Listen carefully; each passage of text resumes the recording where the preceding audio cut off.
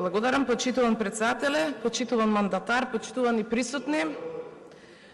Ќе започнам со два цитата. Приоритет ќе дадеме на закрепнување во економската сфера. Тоа нема да биде ниту брзо ни лесно, меѓутоа со една макотрпна работа, со многу енергија, со многу труд, со многу залагање, со честен пристап кон работата, со организирана и тивка работа, мислам дека ќе почнеме да ја придвижуваме Македонија во една подобра насока. Исто така, приоритет ќе биде борбата против корупцијата и криминалот, како и намалување на ова високо ниво на корупција и криминал што го има Република Македонија. Втор цитат.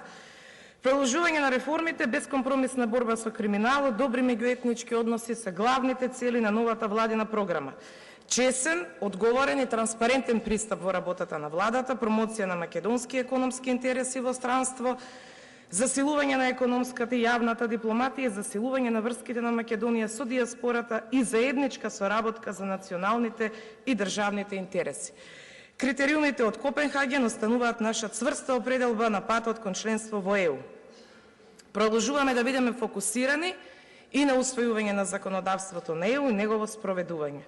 Владата ќе продолжи да го заштитува македонскиот идентитет и култура. Ова се делови од две експозеа на некогашниот премиер како мандатар Груевски во 2006 и вториот цитат е од сегашниот премиер господинот Мицковски во 2014. И речи си се исто, само него го нема. Загрижуваат одредени недоречени ветувања во предложената програма. Например, преиспитување и рационализација на поставеноста на органите на државната управа со можност за спојување или укинување на одредени државни органи. Дали новата реорганизација на државните органи, која во својот познат манир ја изгласавте после полнок и во скратена постапка, која до пред известно време ја критикувавте, ви беше потреба за реформа која всушност ќе биде соодветно прочистување. Во функција на рек Битола најавувате отворање на нови рудници за јаглен, како и можност за рударско-енергетски комплекс во Источна Македонија, хидроцентрали на Златовица, кај Брана Кнежево и две во околината на Пробиштипи на Кратово, како и отворање на рудници во близина на Стогово Тајмиште, Плавици и Лојане. Дали новото Министерство за енергетика е покусиот пат за ефикасно да се престори државата во рударска депонија? Дали инфраструктурната модернизација ќе ја продолжите според договорот со Бехтел и НК? Дали ќе го завршите автопатот кон Охрид по исправната траса, за што ни требаа години? Се надевам дека погрижливо ќе му се пристапи на најавеното проектирање на обиколници кај Тетово, Штип, Прилеп, Велес, Битола, Кавадарци, Ресен и Охрид. Кои пристаништа ќе се доизградуваат на езерата и дали копањето под дното за пристаништата да примат повеќе пловни објекти е добро, особено за Охридското езеро. Под реформи на правосудниот систем најавувате правда за неправедно осудените во политички монтирани случаи. На кои политички случаи конкретно се мисли, дали и на оние кои што упадна во невисокиот законодавен дом на 27 април. Распуштање и законска реформа на Судскиот совет и Советот на јавни обвинители, за чии што членови констатирано е дека го изгубиле кредибилитетот. Да, тоа неопходно и согласни сме буквално сите. Загриженоста за изведбата на таа реформа произлегува од сеќавањата на еден познат бренд за накид и ваучери за спа центри.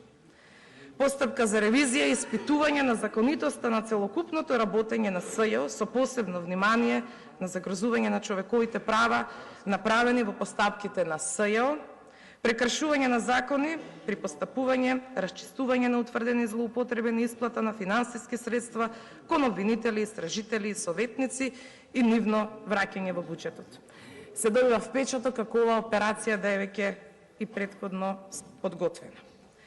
Иако во предизборието се најавуваше чешлање на имотната состојба и потекло на имот на сите граѓани, во меѓувреме се ограничите на имотот на судии, обвинители, политички функционери и високи раководители во јавниот сектор. Недостасува уште периодот во кој што ќе се спроведе целиот овој процес. Во делот на владење на правото како насушна потреба на македонскиот политички систем од демократска реформа, покрај намалување на број на пратеници, една изборна единица, укинување на изборниот цензус за избор на председател, укинување на техничка влада, Впечатливо е воспоставувањето на можност за разрешување на градоначалник. Токму оваа формулација отвара можност за сомнеж во поинаква заднина на измените во законот кој го најавивте за да нема избори во општините, каде што градоначалниците се избрани за пратеници или стануваат министри.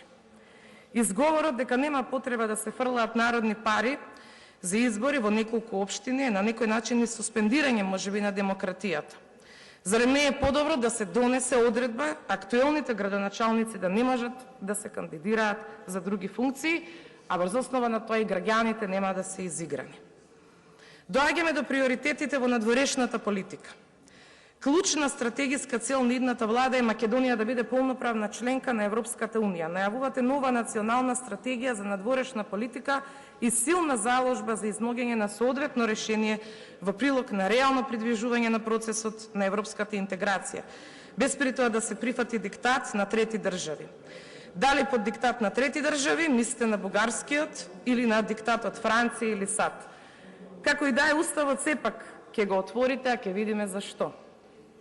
Крајот на програмата гордо е сочуван за правата и слободите, односите меѓу етничките заедници, жената во центарот на македонското општество, младите во фокусот, владина транспарентност и отчетност, слободни и независни медиуми и поддршка на граѓански сектор, за нив посветени само 6 страни.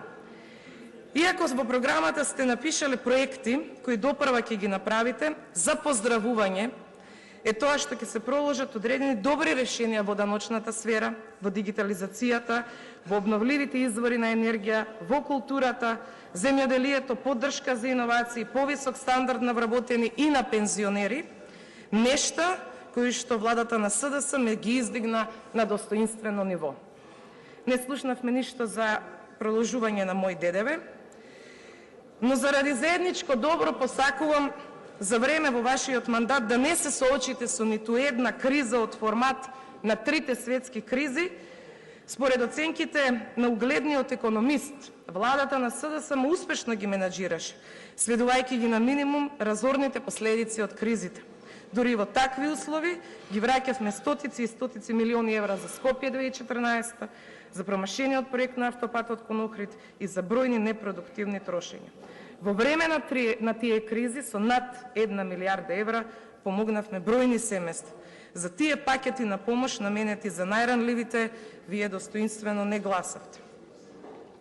Откако станавте опозиција, а се до 8 мај, и во добро и во лошо имавте само еден збор избори, бидејќи слепо целевте кон власт. А затоа кога велите дека почнуваме да ја реализираме нашата визија за државата, која повторно е во рацете на народот, каде секој граѓанин има можност да напредува и да живее достоинствен живот, имате обврска за огромна искреност. И уште нешто. Ако добиените избори од ВМРО ДПМНЕ за некого значеше надеж, сега уште не вселени на Илинденска, може да констатираме дека надежта веќе заминува, бидејќи ја однесоа постизборните играри. Просто фрапантно е како за неколку дена се погазени повеќе работи.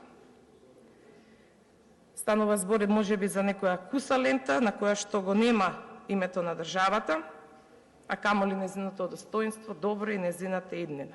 Со чест на исклучици, министрите кои што се предлагаат, веројатно ќе истераат епизодна улога. Преку ноќ исчезна проблемот со издавањето на патни исправи, а од понеделник веројатно ќе исчезне и миризбата во клинички. Пред известно време најавивте дека секоја недела ќе има изненадувања, недостасува уште и она и тоа не е се. Туку кога ќе не изненадите со ветената 1 милиарда, не слушнавме ниту збор за неа, дали се работи за пари од земја која преку конски скок, зашто бевме јавно предупредени пред 3 години, е инфилтрирана во државата. Скокот се случи, ќе видиме до каде ќе не однесе овој пат. Ви благодарам.